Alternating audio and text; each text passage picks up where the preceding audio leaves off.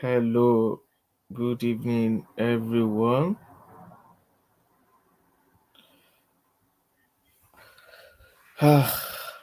It's another wonderful time today, and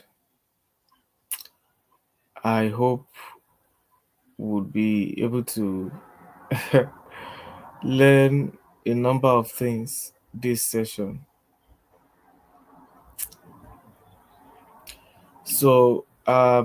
Can you help me with my slide?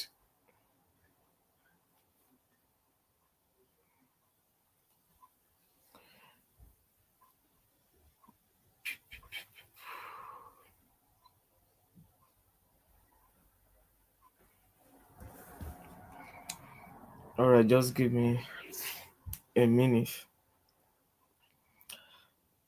Uh,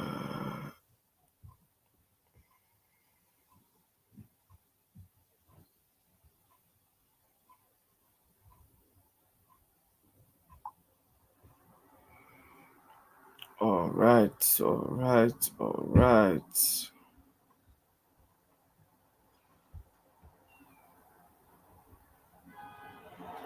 Yes, yes, yes. Yes, as I said, it's going to be an interesting time this evening. And I'll be talking about the surge. We are still examining the momentums. We are still on the momentum series. And we've learned quite a number of things. And I'll be talking about how to maintain and expanding. This is a typographical error. It should be expanding your momentum. But the key thing here is maintain. Is maintain. And I grew up learning that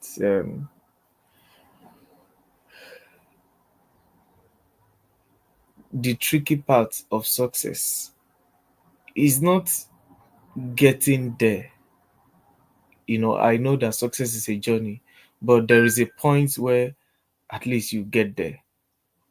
So one of the tricky part is remaining successful. In fact, I've listened to a number of persons, and they've shared the fact that it is quite difficult for them to remain successful than it was, you know, getting there. And this happens in all spheres of life, you know. So I'm just going to be going. I said, after gaining momentum, what next? What next? These are important questions we need to ask ourselves. What next? Okay, you are there. You are there now. Okay, so what next? Think again. I don't know what's on your mind, but I think you should think again. um, there is a scenario where the past triumphs can block further growth. Take heed. When past triumphs block further growth. In other words, I don't know what you are building, whether you are building a career or you are building wealth or you're trying to, whatever represents success to you, whatever represents that destination or that journey to you, you know, you need to continue. There is a popular quote by, I think, Benjamin Franklin, which says, the room that is never filled is the room for improvement. In other words, we can't get to a point where we no longer need improvement, or we no longer need innovation. Innovation is improvement, is another word for improvement. So there is always better ways of doing things. Is either a faster way or an easier way. There is always a better way. There is always, that addition, to whatever thing we have come to know as excellent. So And there is something called success trap, which I actually want to share tonight. So there is something called success trap, and I think it's a phenomenon given to a situation where you have grown, maybe career wise, and you are now experiencing uh, a block. I mean, you are experiencing, we can't say you are not growing, but maybe 2%. Imagine you are growing 2% yearly, and maybe 5 years ago you used to grow 35%, 40% yearly. So it means that technically, when you look at it across scale, averagely you are not growing. In the real sense of it, you are not growing. Or because when you look at when you compare the average growth for the past 5 years and the current growth, so it doesn't weigh out. So it probably meant that you have grown faster the previous 5 years than you are currently growing.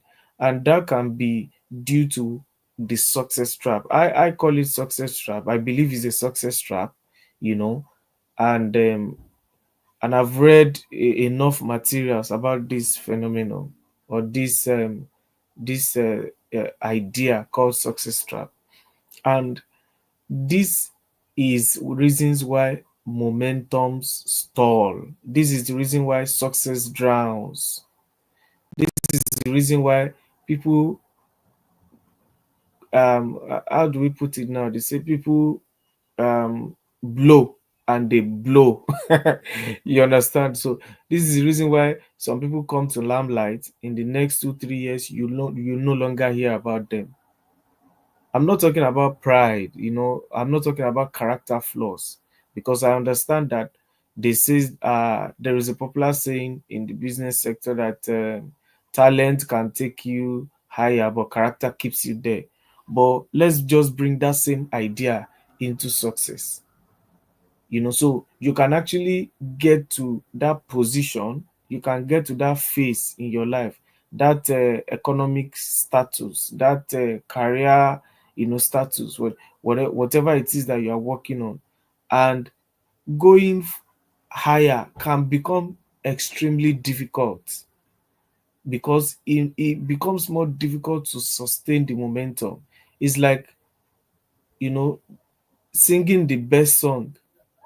Your whatever you want to sing next has to be far better than what you have released or produced in the previous years. That's the thing. So it gets harder as you grow up, or as you go up. It gets harder, it gets tougher than it used to be.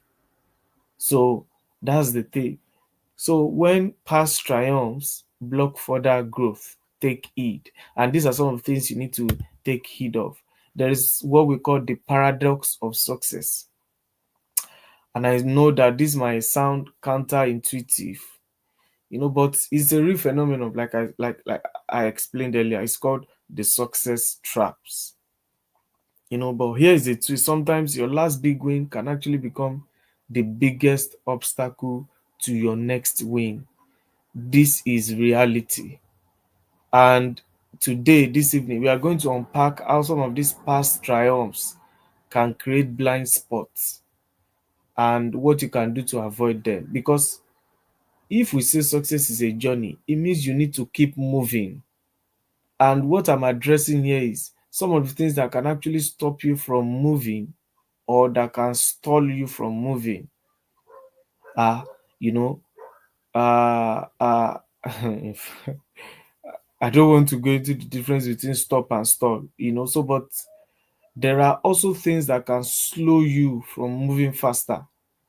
Do you get? So whatever it is you are growing, whether you are building a career, you are building, there is a quote that there are centuries when nothing happens, and there are days where centuries happen. Something like that. I'm not sure I got it verbatim. You understand? So there can be a period in the life of a man the success, or what people call the peak of career. So when they say the peak of someone's career, the person has actually decimated, maybe slightly, maybe it could be perception, it could be public opinion. I mean, we don't know, we can't define success for other people. So whatever they want as success, it could be that quiet life. It could be that could represent success to some of these persons. And most of us think, oh, it's about being in the news every day. So, but let's just go with this narrative that when you say, oh, so year was the peak of someone's career, you are probably communicating that the momentum has dropped. The momentum has dropped, whether slightly, slowly, sharply, whatever adjective you want to use to qualify it. So, but what we are saying is, instead of this person to continue to still grow, to still to continue to maintain the spot, the position, we are seeing a slight decline. Even though inside that decline there are growth, there is growth, because that's the truth. The truth is that um it is not like uh, people don't grow, eventually don't grow, you understand. It's just that compared to how they've been growing, it could just have reduced. So that's one of the things. So the first one is, if it is not broken, don't fix it. Or if it ain't broke, don't fix it. Is a mentality. So this is, you found a formula that worked brilliantly. So why change it? You stick rigidly to the methods, to the product, or to the strategies that has brought you success. you know and this resonates with me a lot. You understand? I remember I have worked with companies. I have experience where I have been in conversations where you discover that when you have some certain persons with an idea in a kind of position and they are not open-minded. We have talked about growth mindset and fixed mindset in this platform, on this platform. So that is one of the things, when you don't have a progressive mindset. So um you discover that maintaining or even building more momentum, you know, at the point of success and beyond, can become difficult. So when you have found a formula that works, let's just stick to it. That sounds like very sensible. So what I'm about to tell you are not like, they are not negatives. They are not like, oh, it's bad, is not, oh, it's bad, or mm-mm. We are just saying that this is these are product of research, over 100 years of research. And we've seen that somehow, when people stick to what has been working, they miss out. They miss out. The trap is that the world doesn't stand still. Markets evolve, customers need shift, and competitors are always innovating. What was unbroken yesterday can be obsolete tomorrow. There was a time where the televisions were black and white. In fact, when you look at old television boxes, they used to be very big. The same thing with computer. I saw an image some months back about the mainframe computers. You know, very big. They had to build a house for it. All of these things now. In fact, was it 10 gigabytes of storage? It was extremely big. The first set of computer were very bulky and heavy, but now we I mean, everything has been redefined. Think about Blockbuster. Some of you may not know Blockbuster, but that used to be the Netflix of those age. It used to be like the cinema of those age, so to say. In those age, you had to rent movies from Blockbuster, return for a fee. They were like the best. They were like everything then when it comes to entertainment, cinema, and all. So they had a widely successful model. They saw Netflix coming, but they thought that their physical stores were unbroken because you had to go to the store. And anyway, the reason why you don't know Blockbuster today is because of this mentality. It's been working, let's just stick to it. So And that is one of the traps. Those are some of the things that I want you to take heed of tonight. I want you to take heed of. Take note of this. The second one is overconfidence and complacency. After a big win, it is easy to feel invincible. In fact, you might relax. you know you might begin to have conversations of, what, let me just take some break, let's go on some vacation, let's just celebrate this for now. While that is very, very good, you must not give room for overconfidence and complacency. Overconfidence can cause complacency. Do you get? So you stop putting in the same level of effort or scrutiny. That's the thing. That's what it costs. It makes you assume that success is guaranteed. You hear people saying that, you just need to have the name. Once you have the name, the market knows you. You can dish out any product. They will buy. They don't have a choice. You already have the name. That is the reason why some markets started crumbling. In fact, many markets are still standing today because there have been, or we've not had a responsible competitor. We've not had a responsible competitor. You know, I don't. Maybe I shouldn't use the word responsible competitor. We've not had, other. I mean, look at the electric vehicle market. We now have China for the first time. China is selling more EVs than most US companies. So I mean, that's the way the world works. That's the way the world works. And I have here the story of Nokia. We know Nokia in 2006, 2005, 8, 9, 10. It was Nokia. Nokia dominated the mobile phone market. Their success led to complacency, making them slow to adapt to smartphone revolution, which was led by Apple and Samsung. You know, Apple and Samsung, they started this smartphone revolution. These companies didn't start with mobile phones. They joined Nokia. Even Nokia started with, I think, can't remember, maybe some household electronics or so. So Apple and Samsung came along the way, and they were bringing in something different. They were bringing in something different. They bought the idea of iOS and Android, which Nokia was still lagging behind at. So this is what overconfidence, because as at when these companies were existing, when they were starting out, Nokia was still selling. Nokia was still selling. The sales figures was deceptive because it was not reflecting the potential danger. They could not see that, oh, this is what is happening. So they were still selling. And that is one of the things we must not give room for. Those are some of the things that success can cause. Those are one of the things that success can cause. Those are one of the things that success can cause. So we must uh, we must take note of these things. So the third one is resource allocation bias, where you pour all your resources, your time, your money, your talent into what was successful, neglecting new ideas. You see, these things are interconnected. It comes from a mindset, which is a fixed mindset. It comes from a mindset which is a fixed mindset.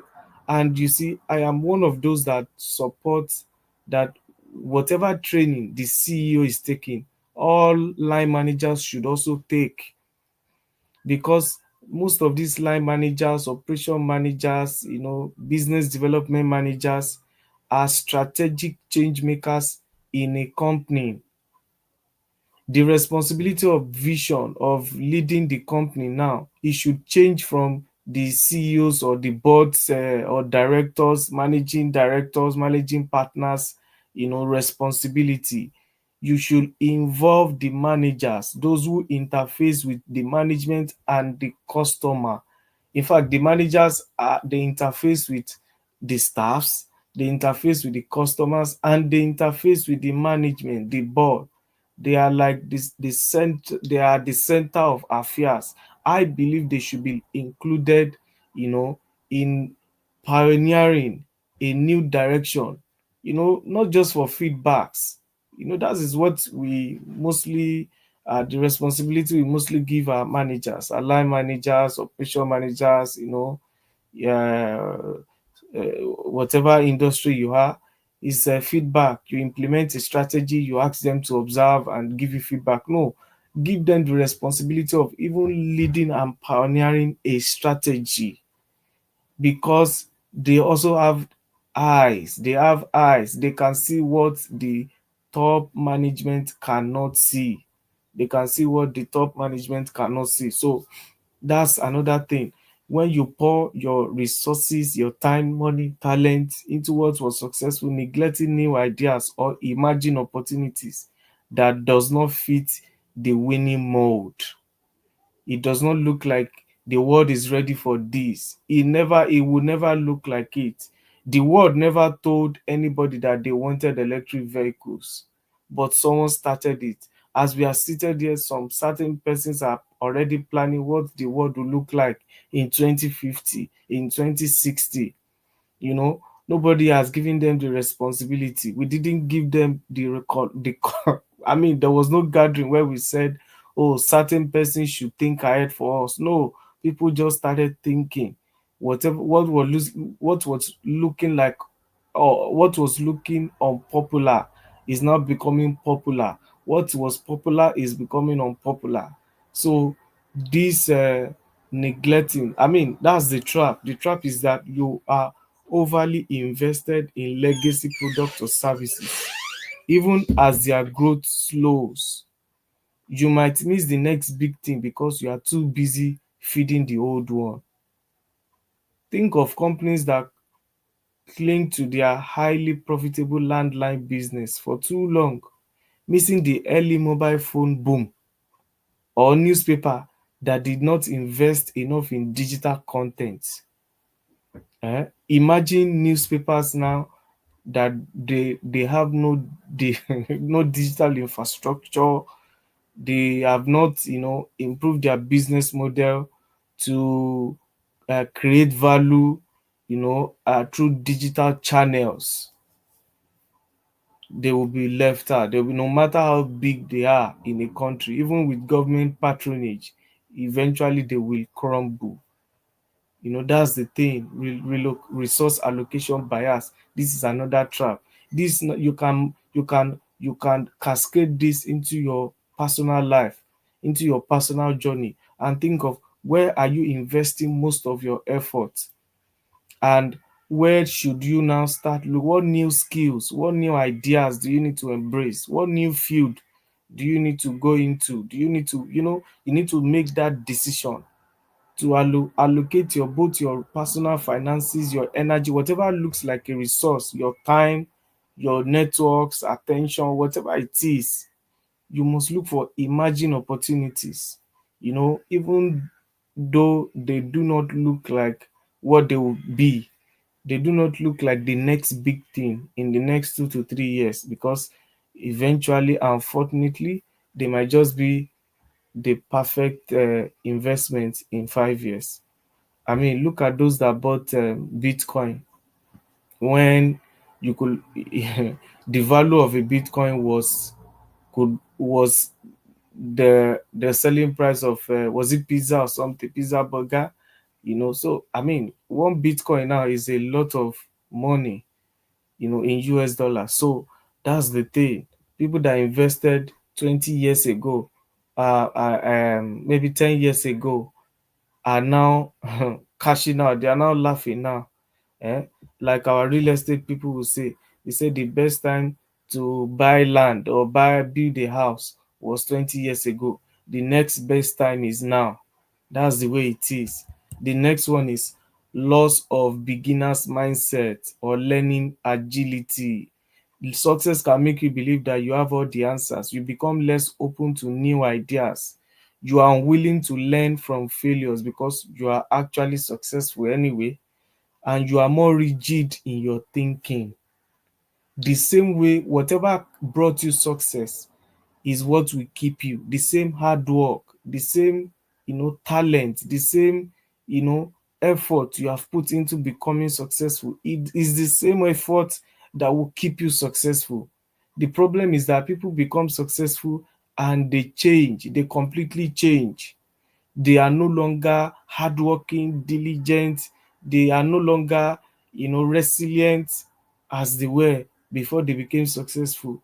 That is why when you look at, maybe let me take the music industry, you discover that most of these people we celebrate, go and look at how they wrote songs, the music, the lyrics. It made a lot of sense when they started their career compared to now. The most of the songs nowadays have no substance. They have no contribution to the nation building, societal development, family values development.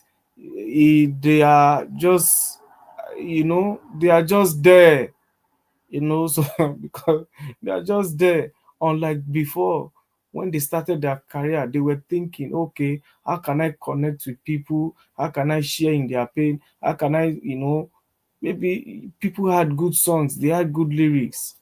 Even those who were rap or who were pop or whatever it is, whatever genre they started with, they were like, they had good lyrics. They you could see the ingenuity. So that's the thing. So why it is a trap is that innovation often comes from questioning your assumption and being open to new information. If you think you know it all, you actually stop learning, you stop adapting, and you stop being creative.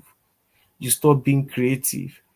So think of any experts who refuses to acknowledge new research or methodologies because the that's how we've always done it. I mean, you'll be very familiar with that statement. That's how we've always done it. We've always done it like that, and it has worked. So think of a professor. When you invite a professor, someone in the academic or someone in the maybe pharmaceutical, automobile, whatsoever, they are always talking new invention, new things, new, and that is how you know someone who is invested in their, and that defines them. That is that shows the excellence in that particular person.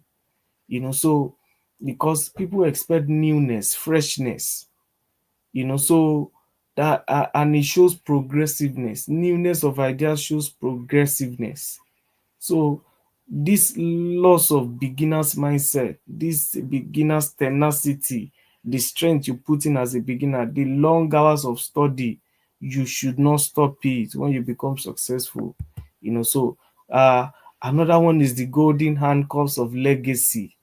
See, your very success can build complex structures like large teams, established processes, existing infrastructure, customer expectations that make radical change very difficult. We call it bureaucracy. Some people call it bottlenecks, bureaucratic bottlenecks. When a system is too big, is big and bloated, it becomes very, very difficult for them to change. I remember in one of my research work, uh, there was a company then. Uh,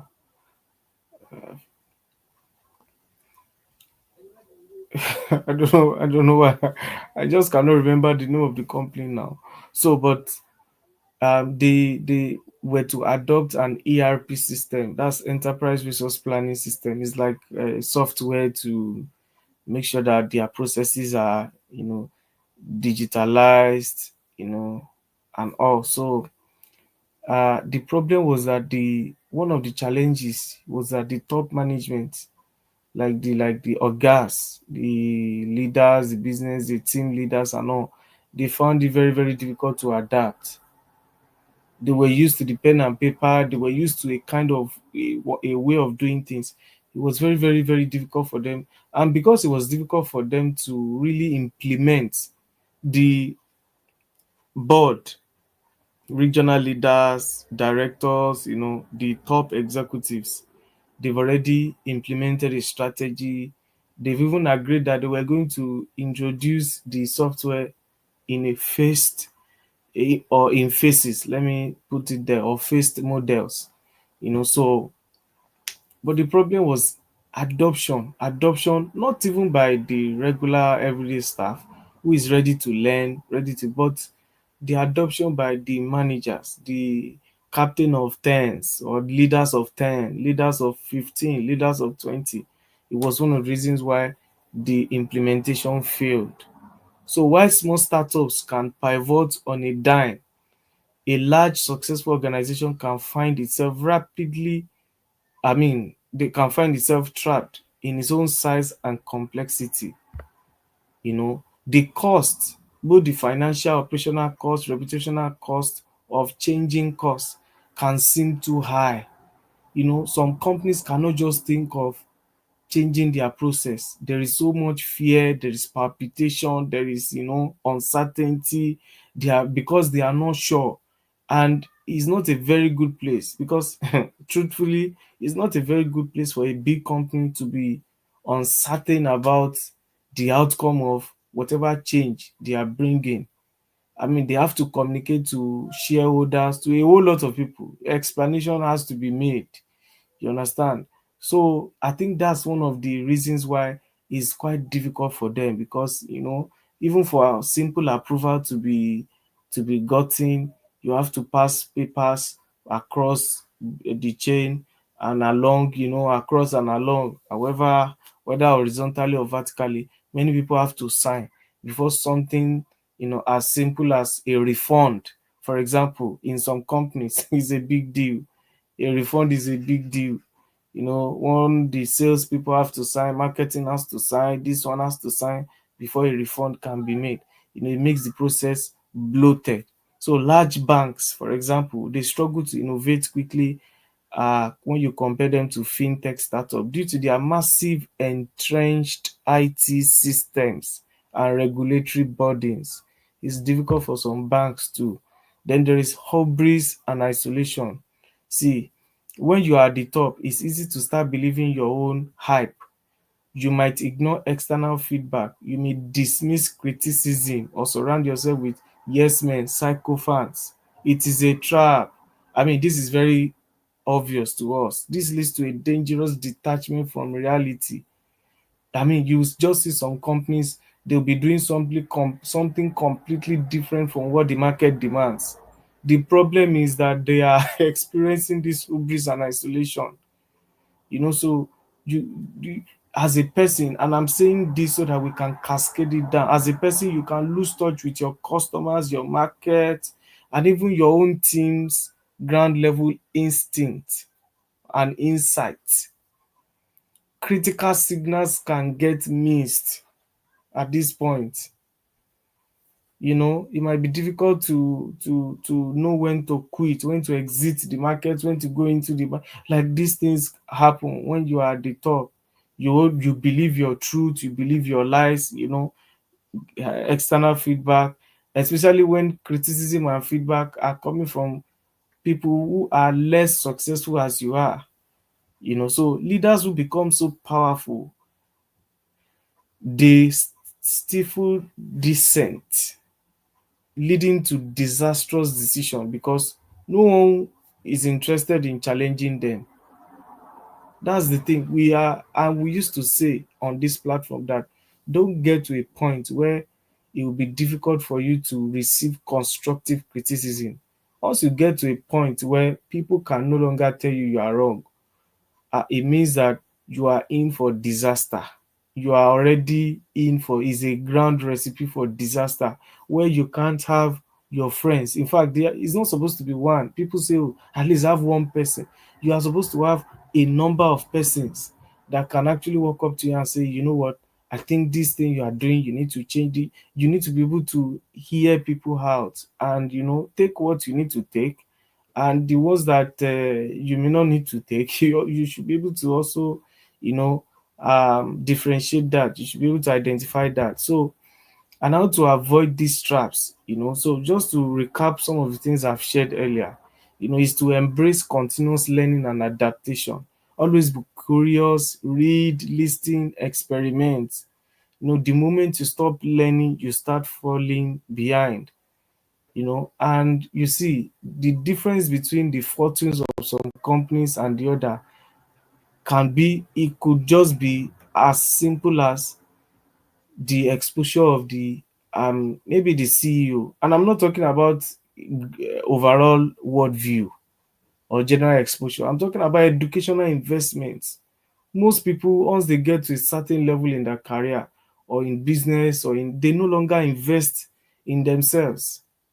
And I mean, I've I've been in positions where um I've seen a number of business persons, especially maybe all this we can't say medium enterprise. I mean, if there is a category between medium and large, maybe what do you call that now? Semi-large, semi-large enterprise. People doing at least 1 billion naira, in a year. When you check the credentials, academic credentials, certifications, or what you call skill set of the leaders of those businesses, you discover that, in fact, it's nothing to write home about. They can no longer compete intellectually now with the new emerging leaders that we have. You see that the ideas are old, and because the money is still coming in, it doesn't look like, oh, there is a danger, there are red flags. So I think most business leaders now, anybody who wants to continue to build that momentum, sustain the momentum, should continue to learn, embrace new things, new ideas. And the next one is foster a culture of constructive dissent. Encourage your team or even yourself to challenge assumptions. Create a safe space for new ideas and critical feedbacks. So the next one is allocate resources for innovation and experimentation. So dedicate a portion. I mean, most companies have R&D, research and development.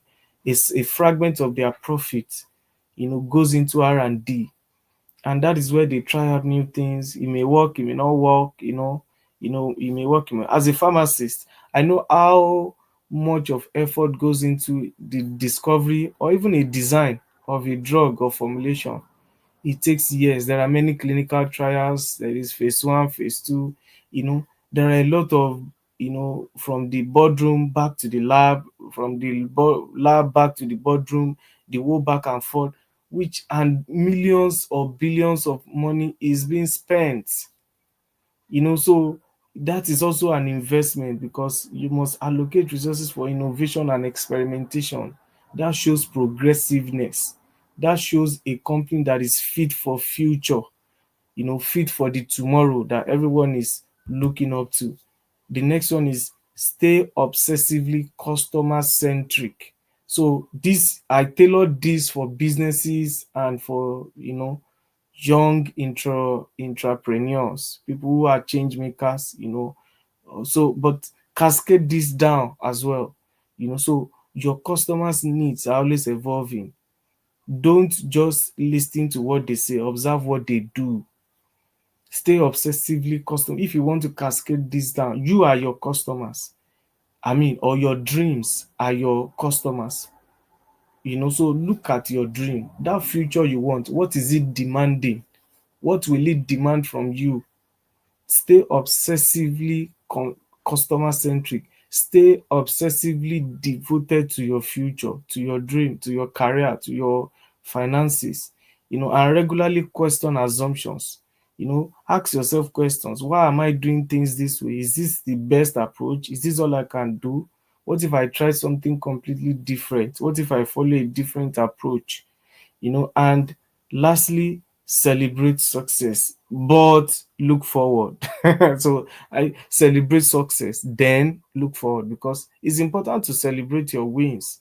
No one should take that away from you, but most importantly, look forward. Acknowledge your wins, learn from them, but immediately shift your focus to the next thing, next challenge, next opportunity. That is how to grow. That is how to be progressive. And I really hope you've been able to, get one or two things here. And to wrap up, I'll just be leaving this with you. Sustained success isn't about finding the answer. It's about continuously seeking better answers. There is the answer and there is better answer. So what you now need after gaining momentum, after being on the center stage, world stage, I mean, you have the answer, but now you now need to seek better answers. Better answers. It requires eternal vigilance, humility, and a relentless commitment to learning and adapting. And your past achievements are a testament of your capability. That's the thing. The reason you are successful because you have everything to continue to be successful. So there is no accidental success. If you really, really worked your way to the center stage, you worked your way up, it shows that you have all it takes to continue to even go up. I'm not even talking about remaining there. Nobody wants to remain there.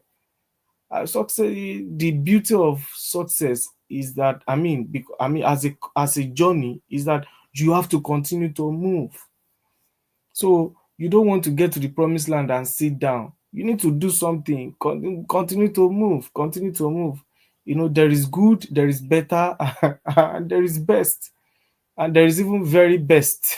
So your past achievements are a testament of your capability, but they are not a map for your future. Keep that beginner's mindset. Stay hungry and never stop innovating. Thank you very much. And I wish you a very lovely evening. See you some other time. Take care. Bye.